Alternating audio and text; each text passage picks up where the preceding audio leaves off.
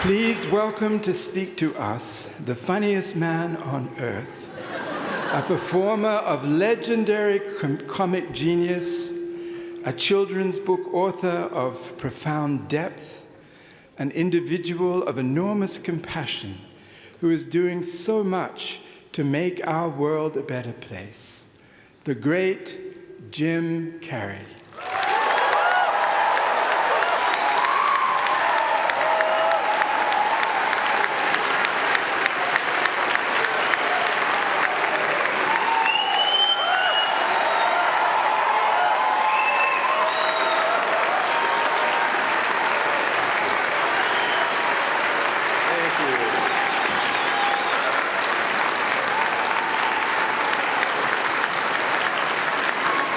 What are you sitting down for? I was going to milk that for a while. You guys can stretch that out in post, right? You can make that longer in the edit. Thank you, Bevan. Thank you all. Jai Guru Dev.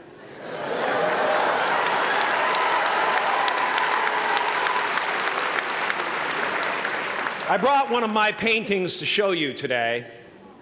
I hope you guys are going to be able to see it okay. It's not one of my bigger pieces, so you might want to move down front. Get a good look at it. Faculty, parents, friends, dignified guests, graduating class of 2014. And all the dead baseball players coming out of the corn to be with us today. After the harvest, there's no place for them to hide. Fields are empty. There's no cover there. I'm here to plant a seed today, a seed that will inspire you to move forward in life with enthusiastic hearts and a clear sense of wholeness. The question is, will that seed have a chance to take root? Or will I be sued by Monsanto and forced to use their seed?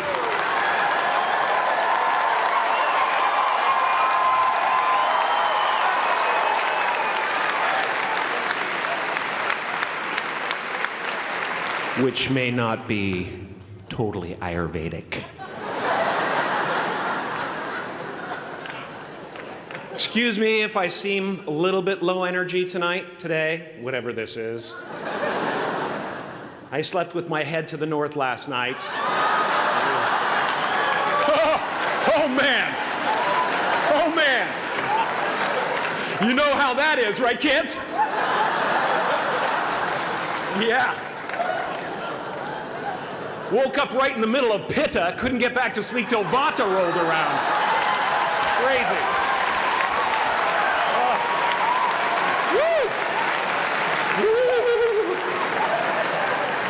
But I didn't freak out, you know. I used that time to eat a large meal. Connect with someone special on Tinder. Because life doesn't happen to you, it happens for you. How do I know this? I don't, but I'm making sound, and that's the important thing. That's what I'm here to do. Sometimes I think that's the only thing that's important, really, you know? It's just letting each other know we're here, you know? Reminding each other that we're part of a larger self. I used to think Jim Carrey is all that I was. Just a flickering light, a dancing shadow, the great nothing masquerading as something you can name.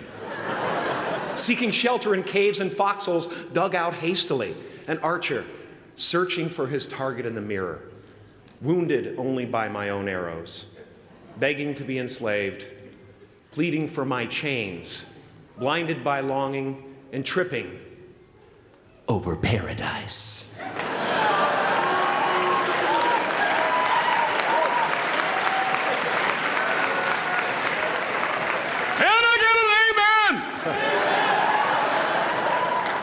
You didn't think I could be serious, did you?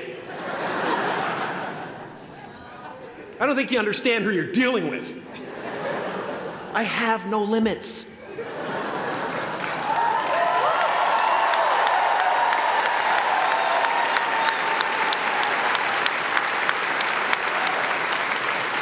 I cannot be contained because I'm the container.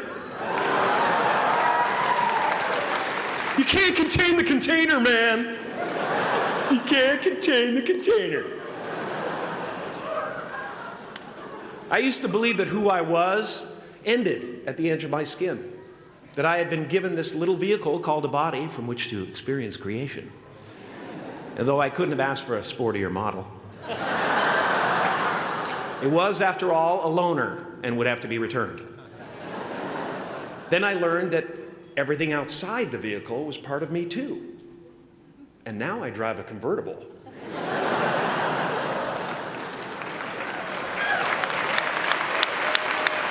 Yeah, man. Top down, wind of my hair. Woo! I am elated and truly excited to be present and fully connected to you at this important moment in your journey. I hope you're ready to open the roof and take it all in. Okay, 4 more years then. They're obviously not ready. Just need some more cooking. Now, I want to thank the trustees, the administrators, the faculty of MUM for creating an institution worthy of Maharishi's ideals of education, a place that teaches knowledge and experience, the knowledge and experience necessary to be productive in life, as well as enabling the students through transcendental meditation and ancient Vedic knowledge to slack off twice a day for an hour and a half.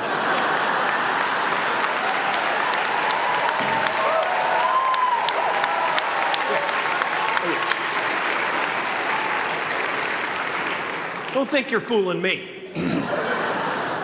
But I guess it has some benefits. It does allow you to separate who you truly are and what's real from the stories that run through your head. You have given them the ability to walk behind the mind's elaborate set decoration and to see that there's a huge difference between a dog that is going to eat you in your mind and an actual dog that is going to eat you.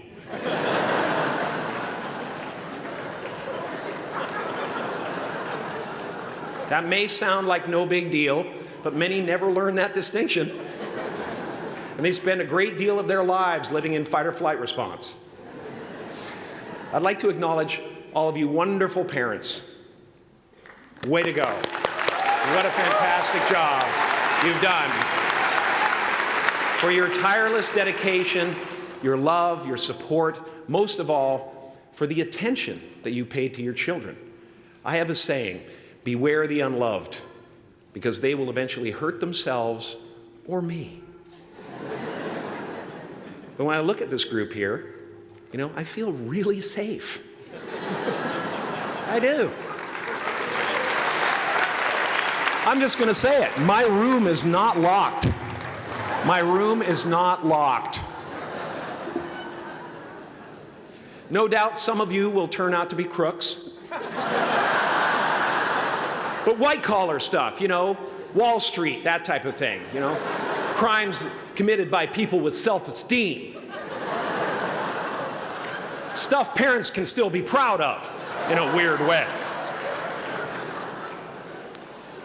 And to the graduating class of 2017, -3, you didn't let me finish. Congratulations. Yes, give yourself a round of applause, please. Please.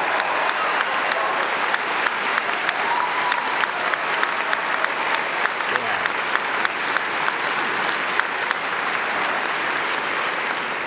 You are the vanguard of knowledge and consciousness, a new wave in a vast ocean of possibilities. On the other side of that door, there's a world starving for new ideas, new leadership. I've been out there for 30 years. She's a wildcat. Oh, she'll rub up against your leg and purr until you pick her up and start petting her, and then out of nowhere, she'll swat you in the face. It can be rough out there, but that's okay, because there's soft serve ice cream with sprinkles. I guess that's what I'm really trying to say here today. Sometimes it's okay to eat your feelings. Now, fear is going to be a player in your life, but you get to decide how much.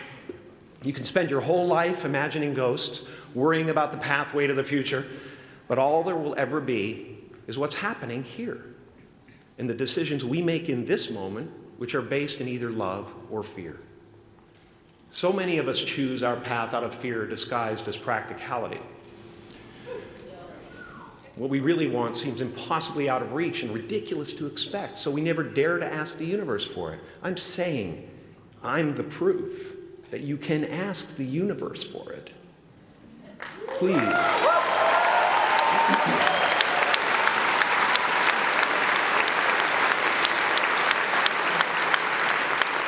And if it doesn't happen for you right away, it's only because the universe is so busy fulfilling my order.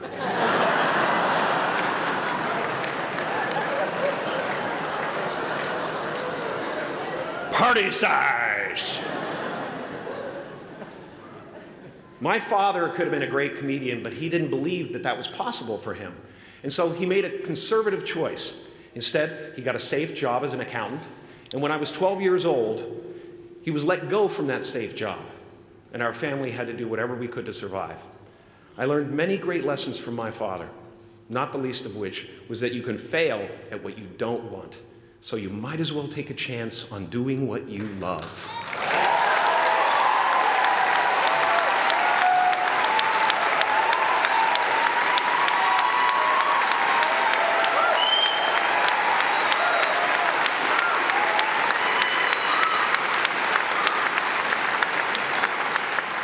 It's not the only thing he taught me, though. You know, I watched the effect of my father's love and humor and how it altered the world around me. And I thought, that's something to do. That's something worth my time. It wasn't long before I started acting up. You know, people would come over to the house and they'd be greeted by a 7-year-old throwing himself down a large flight of stairs. They would say, "What happened?" And I would say, "I don't know. Let's check the replay." I'd go back to the top of the stairs and come back down in slow motion.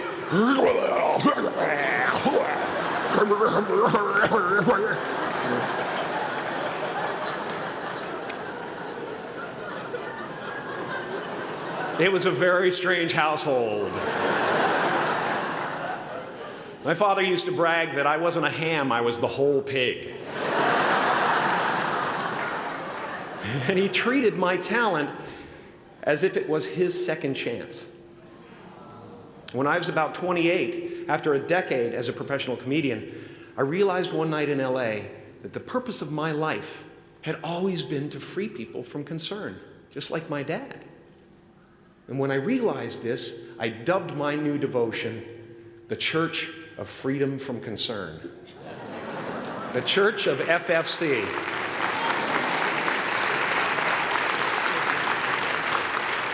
And I dedicated myself to that ministry. What's yours? How will you serve the world? What do they need that your talent can provide? That's all you have to figure out. As someone who's done what you're about to go and do, I can tell you from experience, the effect you have on others is the most valuable currency there is.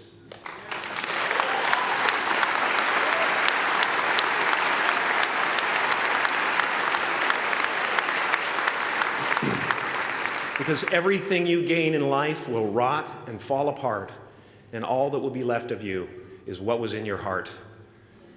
My choosing to free people, from concern got me to the top of a mountain. Look where I am. Look what I get to do. Everywhere I go. I'm going to get emotional because when I tap into this, it really is extraordinary to me. I did something that made people present their best selves to me wherever I go.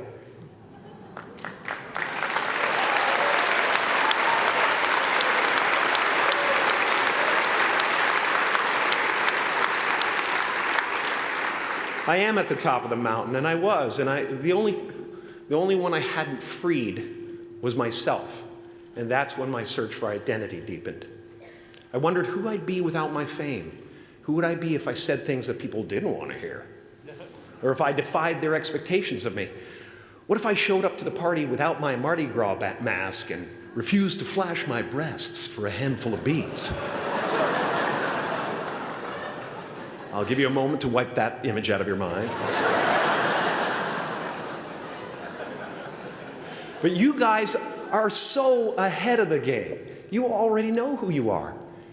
And that peace that we're after lies somewhere beyond personality, beyond the perception of others, beyond invention and disguise, even beyond effort itself. You can join the game, fight the wars, play with form all you want, but to find real peace, you have to let the armor go. Your need for acceptance can make you invisible in this world. Don't let anything stand in the way of the light that shines through this form. Risk being seen in all of your glory.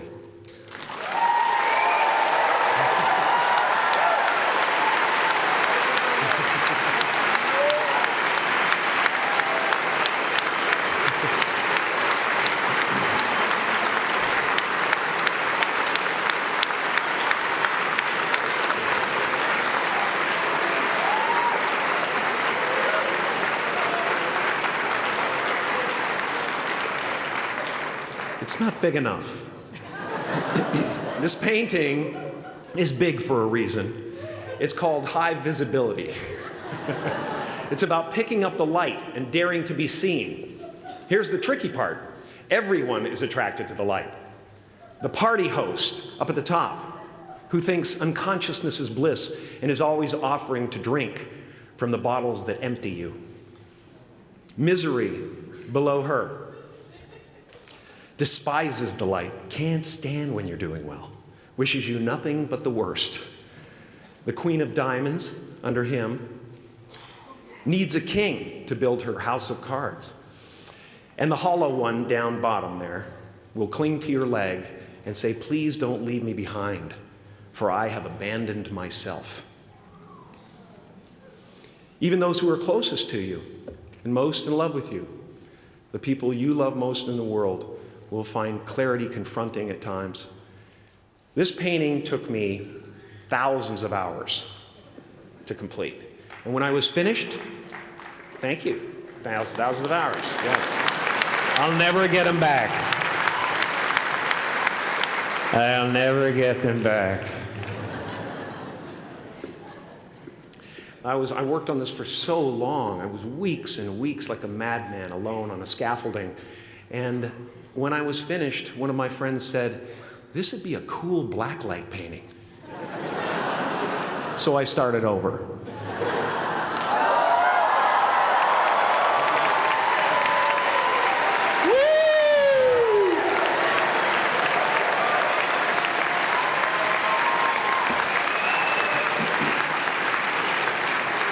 Welcome to Burning Man. Some pretty crazy characters up there, but better up there than in here. You know, painting is one of the ways, thank you.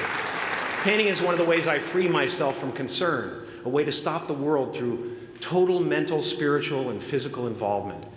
But even with that comes a feeling of divine dissatisfaction, because ultimately, we're not the avatars we create. We're not the pictures on the film stock. We are the light that shines through. All else is just smoke and mirrors, distracting, but not truly compelling. I've often said that I wished people could realize all their dreams and wealth and fame, and so that they could see that it's not where you're going to find your sense of completion. Like many of you, I was concerned about going out into the world and doing something bigger than myself, until someone smarter than myself made me realize that there is nothing bigger than myself.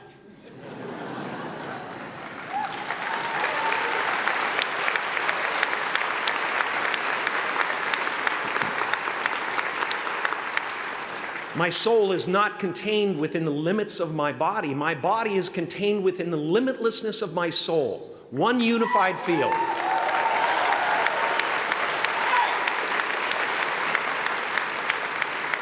One unified field of nothing, dancing for no particular reason, except maybe to comfort and entertain itself.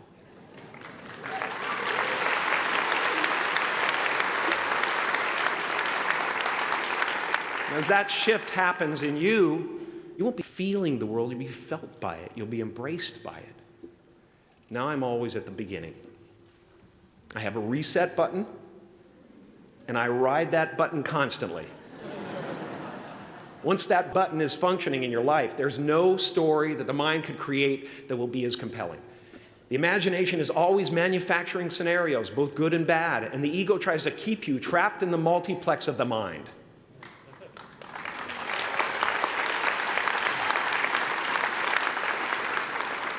Our eyes are not viewers, they're also projectors that are running a second story over the picture that we see in front of us all the time. Fear is writing that script, and the working title is, I'll Never Be Enough.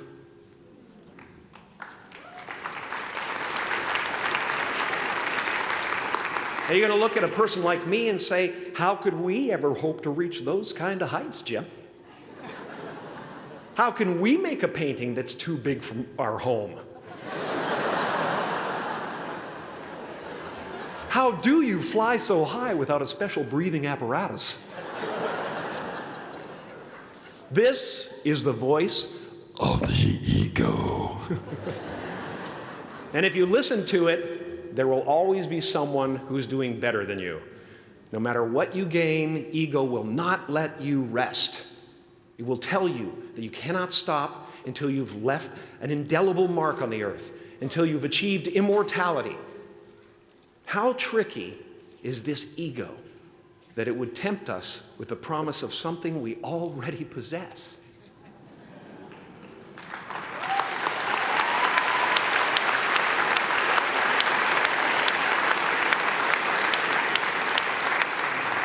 So, I just want you to relax.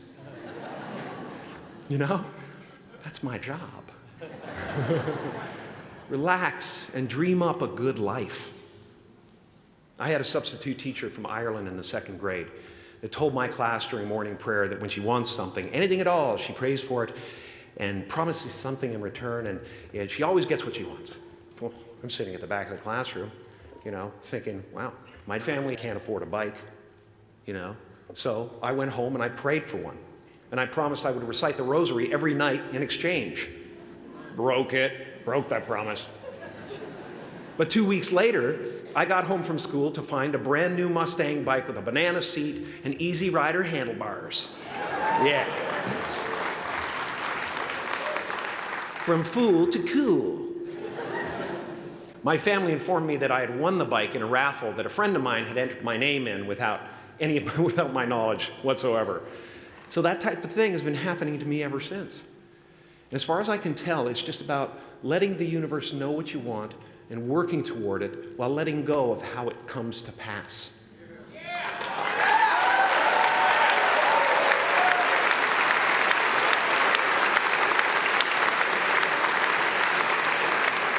Your job is not to figure out how it's going to happen for you, but to open the door in your head. And when the door opens in real life, just walk through it.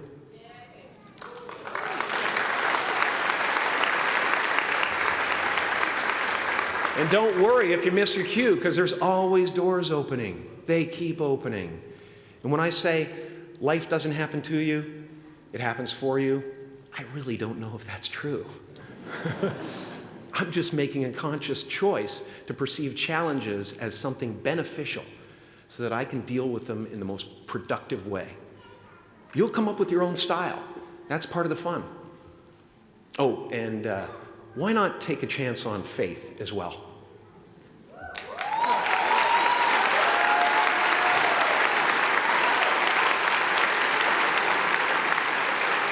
Take a chance on faith. Not religion, but faith. Not hope, but faith. I don't believe in hope.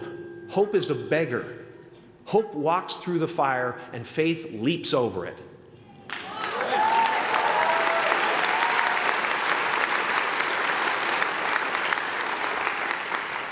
You are ready and able to do beautiful things in this world. And after you walk through those doors today, You will only ever have two choices, love or fear. Choose love, and don't ever let fear turn you against your playful heart. Thank you so much. Thank you, Odell. I'm so honored. Thank you.